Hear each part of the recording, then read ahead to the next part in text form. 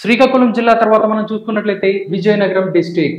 Vizianagaram district దగ్గర నుంచి మనం చూస్తే కురుపాం అనేది ఎస్టీ నియోజకవర్గం.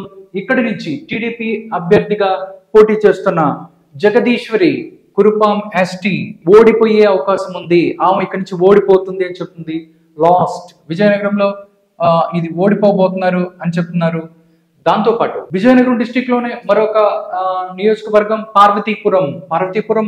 ఇక్కడ పార్వతీపురం అనేది ఎస్సీ నియోజకవర్గం నుంచి విజయ్ బోనెల ఈయన కూడా ఇక్కడి నుంచి ఓడిపోయే అవకాశం ఉంది అన్నట్లు చెప్తున్నారు. ఇక్కడ నుంచి ఈయన కూడా ఓడిపోబోతున్నాడు. టీడీపీ అభ్యర్థిగా పోటీ చేస్తున్న ప్రజెంట్ ఇప్పుడు సినారియోలో ఆయన ఓడిపోబోతున్నాడని తెలుస్తుంది.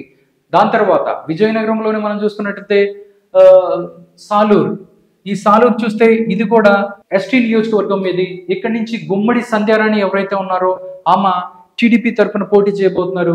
గుమ్మడి సంధ్యారాణికి ఇక్కడ హోరాహోరీ తప్పదన్నట్టు తెలుస్తుంది. ఇక్కడ ఆవిడ హోరాహోరీగా జరుగుతుంది. దీంట్లో ఎవరు గెలుస్తారా అనేది చెప్పలేమని చెప్తున్నారు.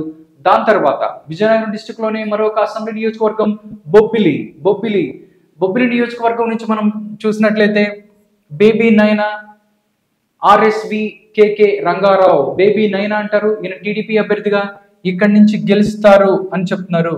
గెలిచే అవకాశం ఉందని చెప్తున్నారు. దాని తర్వాత చీపురుపల్లికి సంబంధించి టీడీపీకి సంబంధించి ఇక్కడ గంటా శ్రీనివాసరావు ఎవరైతే ఉన్నారో ఆయన ఇక్కడి నుంచి పోటీ చేసే అవకాశం ఉంది. ఎందుకంటే అక్కడ వైసీపీ నుంచి బొత్స సత్యనారాయణ ఎవరైతే ఉన్నారో ఆయన పోటీ చేసే అవకాశం ఉంది. కాబట్టి ఆయనకి ఆపోజిట్ గా గంటని అక్కడ పంపించాలి అని చెప్తున్నారు. బట్ గంట అక్కడికి వెళ్తారా లేదా భీమిలి నుంచే పోటీ చేస్తారండి ఇంకా తెలియాల్సి ఉంది. దాంతోపాటు మనం చూసుకున్నట్లయితే గజపతి నగరం ఇక్కడ కొండపల్లి శ్రీనివాస్ ఉన్నారు టీడీపీ నుంచి. గజపతి నగరం నుంచి కొండపల్లి శ్రీనివాస్ ఇక్కడి నుంచి ఓడిపోబోతున్నాడు. కొండపల్లి శ్రీనివాస్ ఓడిపోవటానికి అవకాశం ఉంది అన్నట్టు చెప్తున్నారు.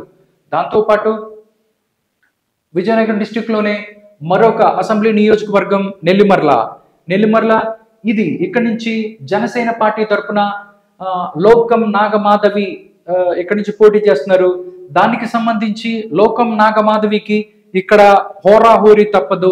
ఆమె గెలవాలంటే డెఫినెట్లీ పోరాటం చేయక తప్పదు. ఇప్పటి వరకు ఉన్న పరిస్థితులను బట్టి ఆమె ఇక్కడి నుంచి పోరాటం చేయక తప్పదు. అంటే కీన్ కంటెస్ట్ హోరాహోరీ తప్పదని తెలుస్తున్నారు. దాని తర్వాత మనం చూసుకున్నట్లయితే విజయనగరం డిస్ట్రిక్ట్ లోనే మరొక అసెంబ్లీ స్థానం విజయనగరం ఇక్కడి నుంచి అదితి విజయలక్ష్మి గజపతి రాజు ఎవరైతే ఉన్నారో ఆమె ఇక్కడ అశోక్ గజపతి రాజు కూతురు ఎవరైతే ఉన్నారో విజయనగరం నుంచి పోటీ చేయబోతున్నారు. ఇక్కడి నుంచి ఈ సీటు కూడా హోరాహోరీ తప్పదు. విజయనగరంలో మేబీ అశోక్ గజపతి రాజు పోటీ చేస్తే వేరే విధంగా ఉండదు. కానీ అదితి విజయలక్ష్మి గజపతి రాజు ఎవరైతే ఉన్నారో ఆమె పోటీ చేస్తున్నారు. దీనికి సంబంధించి ఆమెకి హోరాహోరీ తప్పదు అన్నట్లు తెలుస్తుంది. ఇక్కడ కూడా హోరాహోరీ తప్పని పరిస్థితి.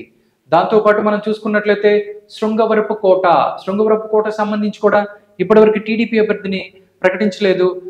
ఇక్కడ నుంచి ఎవరైతే ఉన్నారో కృష్ణ అనే టీడీపీ ఎన్ఆర్ఐ ఇక్కడి నుంచి పోటీ చేసే అవకాశం ఉందన్నట్టు తెలుస్తుంది. కానీ ఇప్పటి వరకు టీడీపీ జనసేన ఉమ్మడి అభ్యర్థి ఎవరో ఇక్కడి నుంచి ప్రకటించిన పరిస్థితి.